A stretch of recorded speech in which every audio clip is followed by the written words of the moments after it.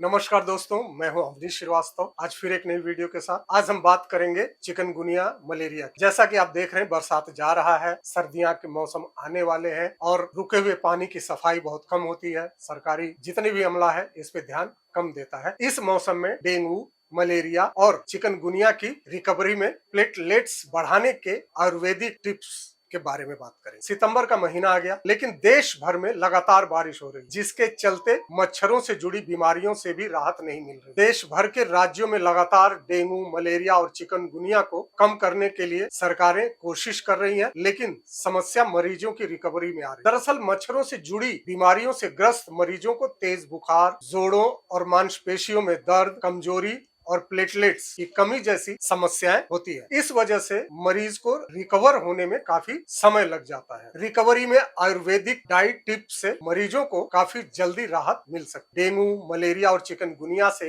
आयुर्वेदिक तरीकों से रिकवरी की जा सकती है। इस बारे में डॉक्टर बताते हैं कि दवाइयों के साथ साथ मरीज को अपने डाइट पर पूरा ध्यान देना चाहिए। आयुर्वेद में आहार को ही उपचार का एक बड़ा हिस्सा माना गया है। हल्का सुपाच्य और इम्यूनिटी बढ़ाने वाला भोजन शरीर को हीलिंग की प्रक्रिया को तेज करता है। इसलिए मरीज को जल्द रिकवर होने के लिए अपनी डाइट और आराम दोनों पर ध्यान देना चाहिए और पचने वाला हल्का भोजन करना चाहिए। बीमारी के दौरान डाइजेशन बहुत ज्यादा कमजोर हो जाता है, इसलिए मरीज को अपनी डाइट ऐसी करनी चाहिए जो आसानी से पच जाए। मरीज अपने खाने में इन चीजों को शामिल कर सकता है, जैसे मूंग दाल की खिचड़ी, दलिया, ओट्स या रवा उपमा, हरी सब्जियों का शोरबा, मसाले के बिना सूप, फल और ताजे फलों का जूस। फलों में विटामिन और मिनरल्स होते हैं जो मरीज को जल्द रिकवर करने में मदद करते हैं। ये फल पचने में भी बहुत आसान होते हैं और मरीज को फल खाने की इच्छा ना हो तो घर पर जूस बनाकर इसे दिया जा सकता है। पपीता प्लेटलेट्स बढ़ाने में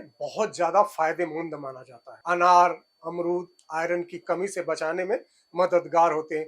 कीवी और सेब इन दोनों में विटामिन सी से भरपूर होता है जो इम्यूनिटी को बढ़ाते हैं। नारियल पानी शरीर में पानी और इलेक्ट्रोलाइट्स का बैलेंस रखता है। आयुर्वेद में कई नेचुरल ड्रिंक्स बताए गए हैं जो डेंगू, मलेरिया, चिकनगुनिया में हुए बुखार और कमजोरी में राहत देते हैं। तुलसी, अदरक और काली मिर्च का हल्का काढ़ा लिया जा सकता है। हल्दी वाला दूध लिया जा सकता है। गिलोय का रस देने से पहले डॉक्टर की सलाह जरूर ले लेनी चाहिए। हाइड्रेशन के लिए क्या करें? डेंगू, मलेरिया और चिकनगुनिया के रिकवरी के दौरान मरीज काफी कमजोर हो जाता है और जब मरीज रिकवरी में होता है तो पानी न पीने से शरीर को नुकसान पहुंच जाता है। ये कई बार डिहाइड्रेशन के कारण रिकवरी लेट हो जाती है, इसलिए तरल ड्रिंक्स का लेना बहुत ही जरूरी है। गुनगुना पानी पिए, कम नमक और चीनी के साथ नींबू पानी, बिना मसाले वाली छाछ, बेल या आंवला का शरबत, ताकत और एनर्जी देने वाले फूड्स को लेना चाहिए। मच्छरों से होने वाली बीमारियों के बाद मरीज में कमजोरी बहुत लंबे समय तक बनी रहती है,